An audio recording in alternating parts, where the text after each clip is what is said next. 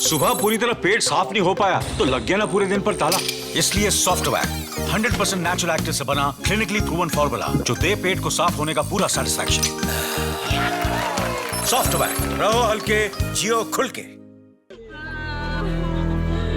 आज काम में इतनी हिम्मत है, मैं झोली में कोई भीख डाल सके तो कोई माँ को लाल है। इनमें से कौन ने अपनी माँ की कोख से जन्म लाया है? कोई इतनी सी भीख डाल सकता है?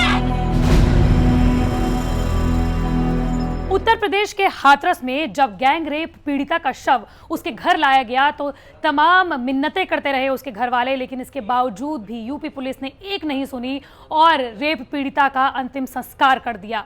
आपको बता दें कि शुरू से ही इस केस में यूपी सरकार की जो ये पुलिस है वो तमाम सवालों के घेरे में आती रही है, लेकिन इसके बावजूद भी वो बार बार अपना खौफनाक चेहरा दिखा रही है। आपको बता दें कि योगी सरकार जब सत्ता में आसीन हुई थी उत्तर प्रदेश की, उस वक्त उन्होंने ये वादा किया था कि तमाम बहू बेटियां जो हैं उनका ख्याल रखा जाएगा, हिंसा को रोका जाएगा, बलात्कार को रोका जाएगा।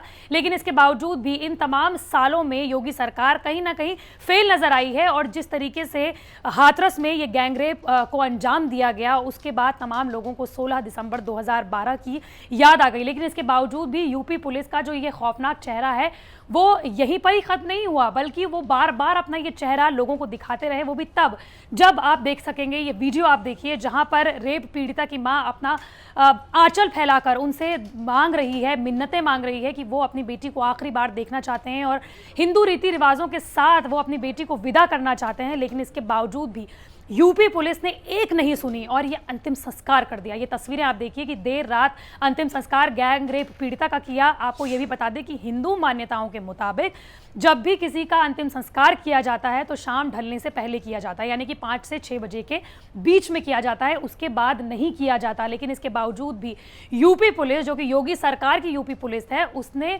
गैंग रेप पीड़िता का जबरदस्ती अंतिम संस्कार कर दिया और शुरू से ही सवालों के घेरे में रही है योगी सरकार की ये यूपी पुलिस। आपको बता दें कि योगी सरकार जब सत्ता में आसीन हुई थी उस वक्त रोमियो स्क्वाड बनाने की बात की थी और ये कहा था कि सेंसिटिविटी लेकर आएंगे वो तमाम पुलिस वालों में, लेकिन ऐसा कुछ भी होता हुआ नहीं दिखाई दे रहा है। 14 सितंबर को जब हाथरस में, जो कि दिल्ली से केवल और केवल 178 किलोमीटर दूर है, वहां पर जब गैंगरेप को अंजाम दिया गया था उस वक्त गैंगरेप पीड़िता की जीभ काट दी गई, उसकी रीढ़ की हड्डी तोड़ दी गई और इतने तमाम उसके साथ अत्याचार किए गए। उसके बावजूद भी जो यूपी पुलिस है उसने ये केस दर्ज करने में तमाम आनाकानी की। आपको ये भी बता दें कि जो 375 की धारा आईपीसी की लगनी थी वो तक नहीं लगाई गई और ये तक वो बार बार कहते रहे कि जो आरोपी हैं उनके जो उन पर जो धारा लगाई गई उनको गिरफ्तार तो किया गया, लेकिन सिर्फ छेड़छाड़ का जो आरोप है वो लगाया गया। इस तरह की तमाम हल्की धाराएं लगाई गई। लेकिन इसके बाद जब सफदरजंग में हाथरस की जो गैंगरेप पीड़िता है उसके साथ जब उसकी जब मौत हो गई उसके बाद जो धाराएं हैं वो बदली गई हैं। आपको बता दें कि कांग्रेस ने ट्वीट किया है और योगी सरकार पर आरोप लगाए हैं। इसके साथ तमाम अलग अलग पार्टियां राष्ट्रपति शासन लगाने तक की बात कर रही हैं यूपी में। आपको ये बता दें कि कांग्रेस ने ट्वीट करते हुए क्या लिखा है ये भी सुन लीजिए। कांग्रेस ने अपने ट्विटर हैंडल पर लिखा, निर्दयता की ये पूरी हदें हैं। जिस समय सरकार को सबसे ज्यादा संवेदनशील होना चाहिए था उस वक्त सरकार ने निर्दयता की सारी सीमाएं तोड़ दी हैं। इसी के साथ साथ आपको बता दें कि आम आदमी पार्टी ने भी फेसबुक के अपने अकाउंट में अंतिम संस्कार का वो वीडियो शेयर किया है जहां देर रात गैंगरेप पीड़िता का अंतिम संस्कार कर दिया गया। और इसी के साथ साथ यूपी पुलिस के साथ साथ योगी सरकार भी सवालों के घेरे में आ गई है और एक बार फिर लोगों को 16 दिसंबर 2012 का दिल्ली का वो निर्भया कांड याद आ गया है।